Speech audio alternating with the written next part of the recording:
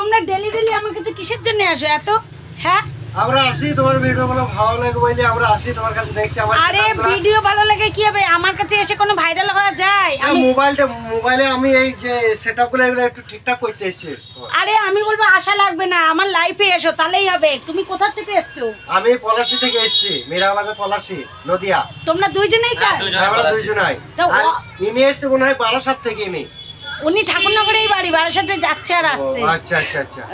আমার কথা হচ্ছে কোনো জায়গায় আশা লাগবে না। দেখো কোনো সেলিব্রিটি হোক বা এমনি মানুষ হোক, আমি বলবো কাউর কাছে কখনো যাবে না। আচ্ছা। ফেসবুক তোমাকে সব কিছু দিয়ে রেখেছে, তুমি আমার লাইফে এসো, আমি অবশ্যই তোমাদের সব কিছু শিখিয়ে দেবো। আচ্ছা। এত দূর থেকে কষ্ট করে এসে ভাইরাল হওয়ার কোনো দরকার নেই। এমনি তোমরা ভিডিও ভালো করে বানাও, রিলস বানাও, পোস্ট বানাও, দেখবে খুব তাড়াতাড়ি ভাইরাল বানাবে। আর কখনো আসবে না বলে দিলাম। আচ্ছা ঠিক আছে, আসবে না তাহলে আরেকটা কথা বলছি।